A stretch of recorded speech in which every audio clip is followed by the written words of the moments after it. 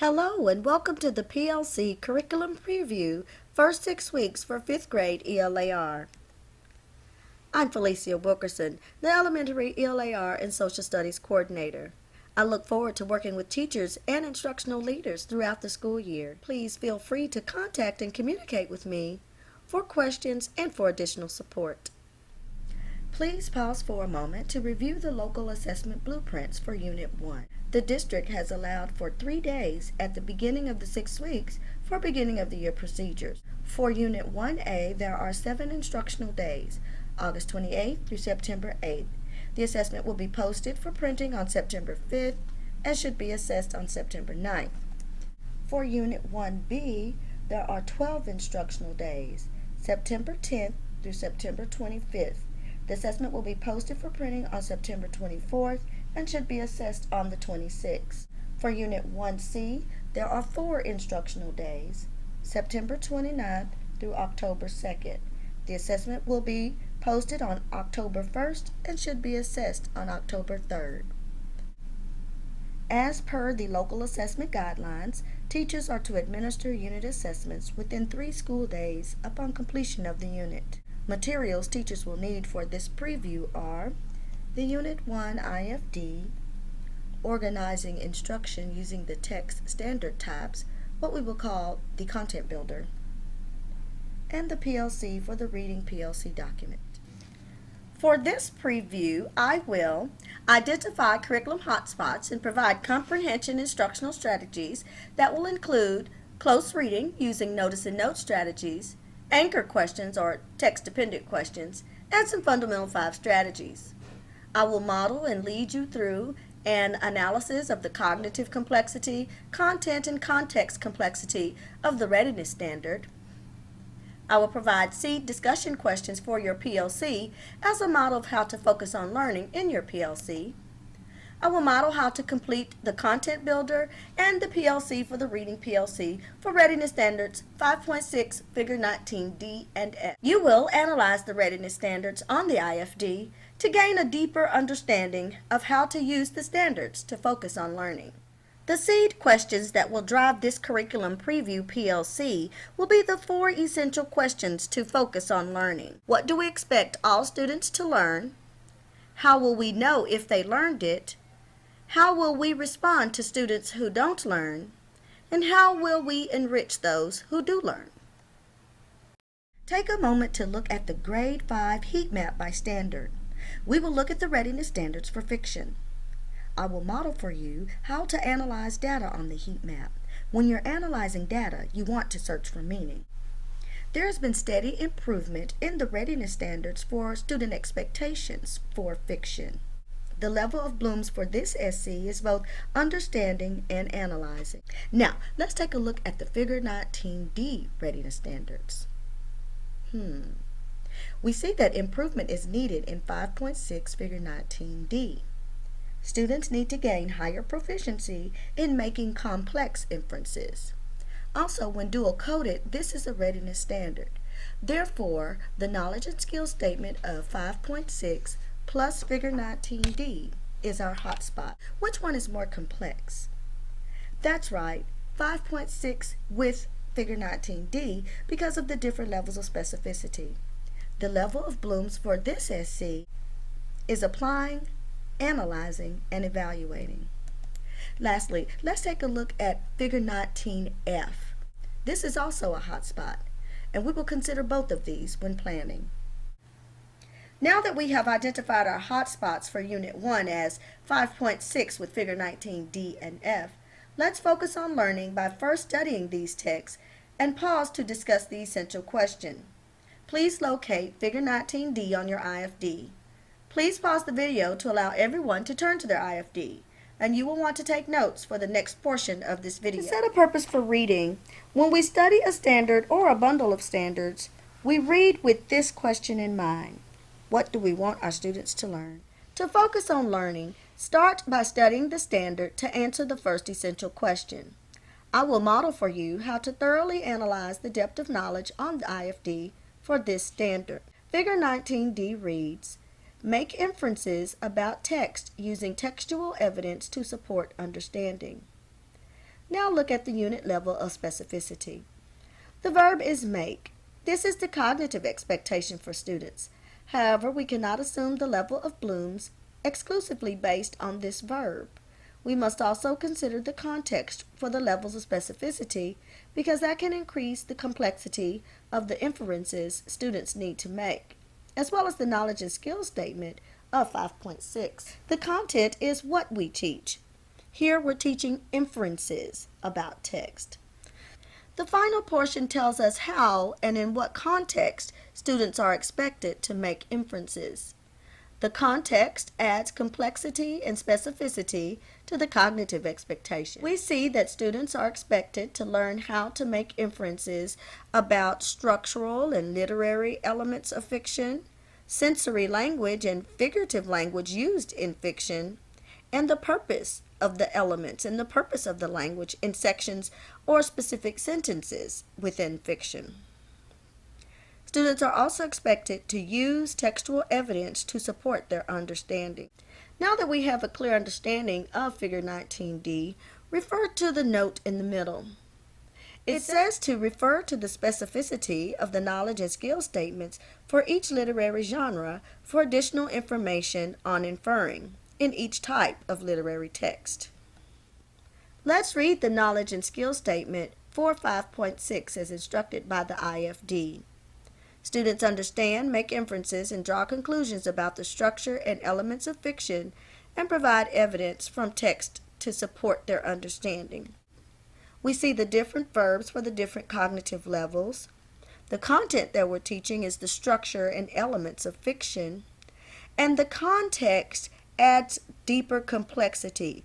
It requires students to make inferences related to the whole story, part of the story, structure of fiction, particular elements in fiction, and summarize logically.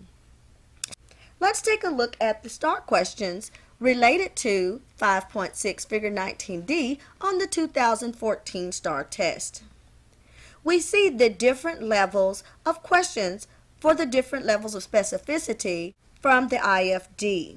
Here, this question requires students to draw conclusions about particular elements of plot. Here was a solution to a problem. Here we have a sentence level inference about the structural elements of fiction, suspense. Here, students were required to make inferences related to the whole story.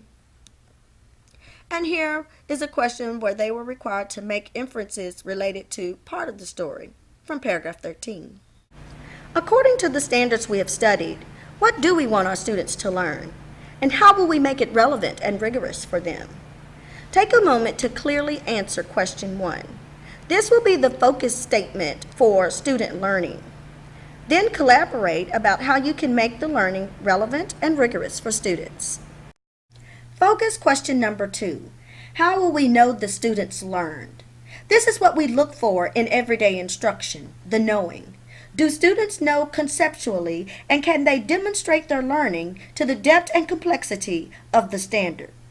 As we use the content builder, let's build our instructional plan for learning with this question in mind. To understand the content builder, it is important to understand the framework of it.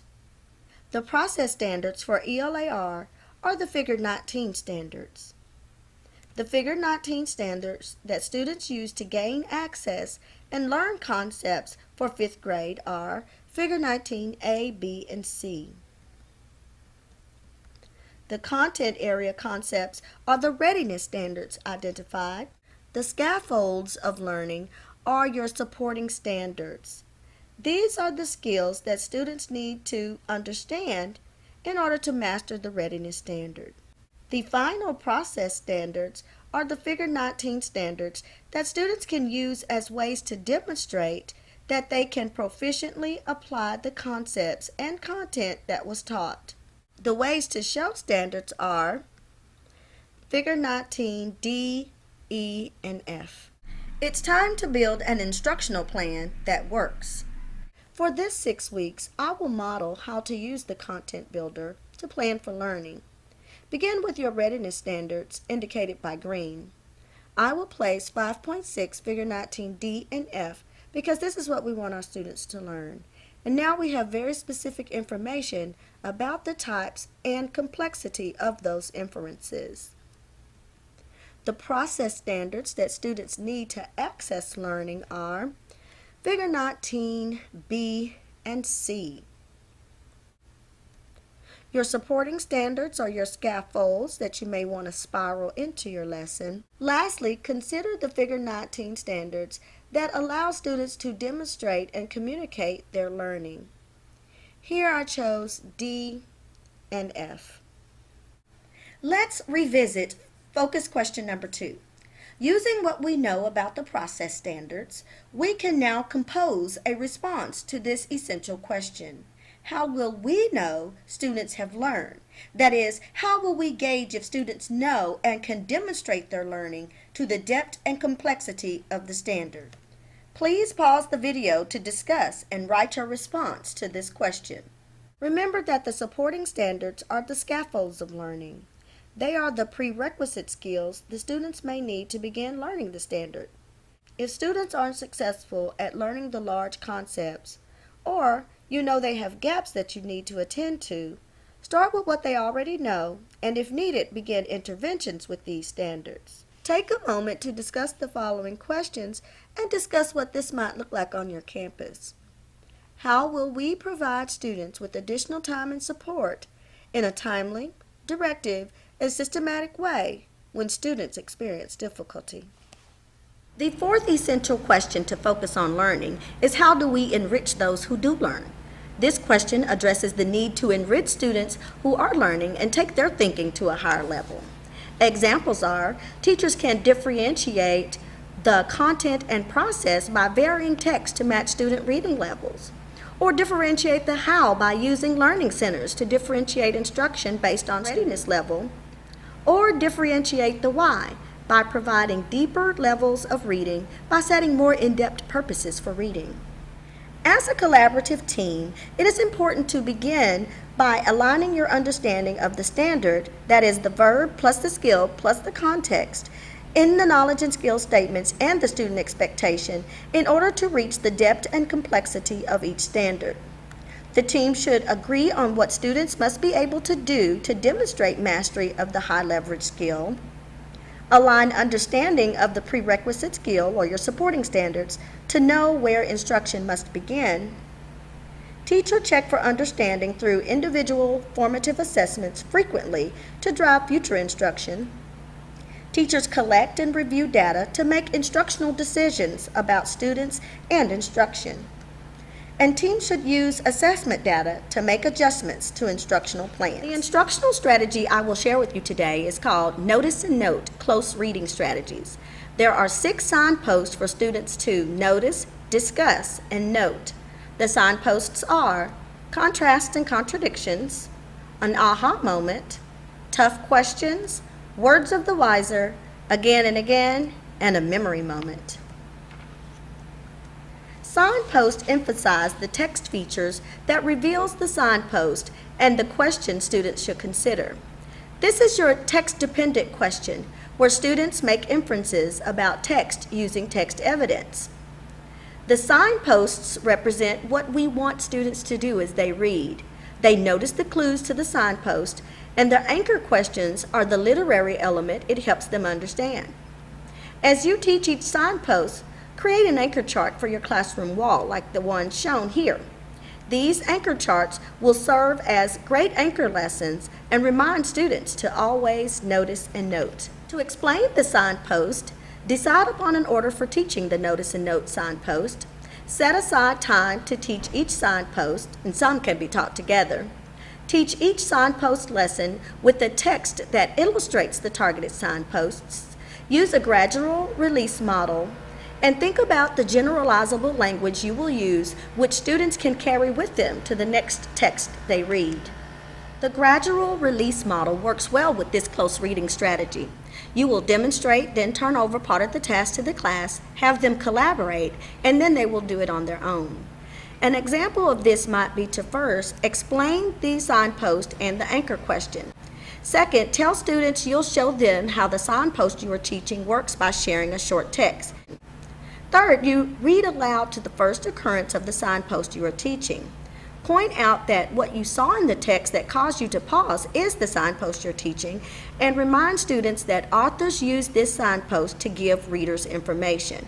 This is the generalizable language. Do not exclude this. Then ask yourself the anchor question and share your thoughts about possible answers through a think aloud. This is where you are making inferences about text. Fourth, read the second section, stopping at the next instance of the signpost. Next, you want to read the third or perhaps the fourth section. This time, you're releasing responsibility to students even more as you ask them to both identify the signpost and discuss the anchor question. Tell students to watch out for the feature in their independent reading to mark those that they find, and write down their thoughts as they think about and reflect on the anchor question. The rationale and benefits of using the close reading strategies of Notice and Note are: it gives students a scaffold so they read closely and develop lifelong learning habits. Creates skilled, observant, engaged, and independent readers. Encourages students to use textual evidence. It alerts students to what's happening in the text. It allows students to make inferences about text, and it establishes a purpose for reading. The Notice and Note evidence of learning. Each signpost has several graphic organizers students can use to show their evidence of learning. This is an example graphic organizer of contrasts and contradictions. It serves as both a scaffold for learning and demonstration of learning because it has the text clues students look for to identify the signpost, as well as the anchor question to stimulate their deep thinking. This is another graphic organizer students use when working in collaboration. Here's an example of student discussions during the reading of Tuesday of Another June. Students noticed the contrast and contradiction of June's close relationship with her mom, but June failed to tell her that she's being physically and emotionally abused by another girl named June every Tuesday at swim practice.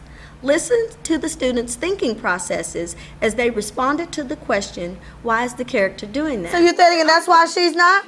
What do you? I'm feeling that our June is very sad. She's angry. She wants to do something about the way she's being treated. But I'm wondering, why is she telling her mom? What do you think? What are you noticing? I'm questioning why she hasn't stood up to the other June. Okay, your mom? I think she's not telling her mother because she doesn't want her mother to worry since she comes from work tired and she's always busy, so she doesn't want to go on her mother. She probably wants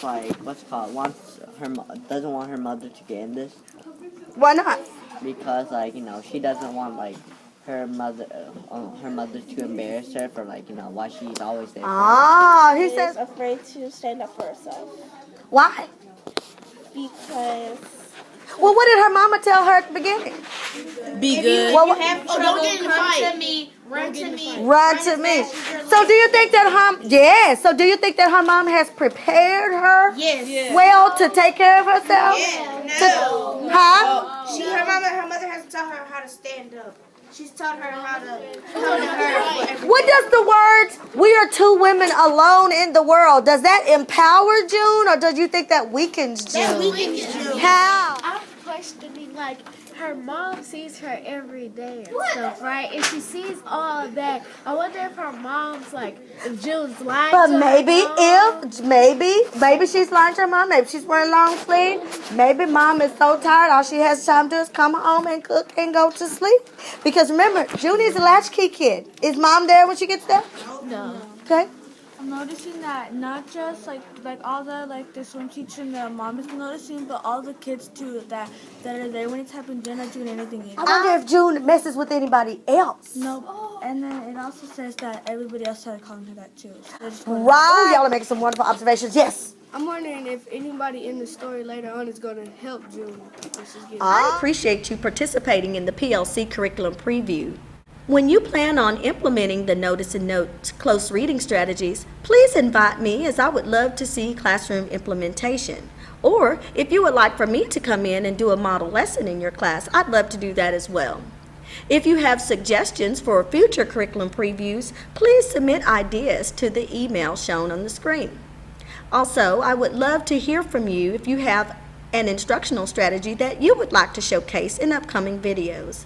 Finally, please be sure to submit a copy of the PLC for the Reading PLC document to the appropriate campus designee. Until next time, bye-bye.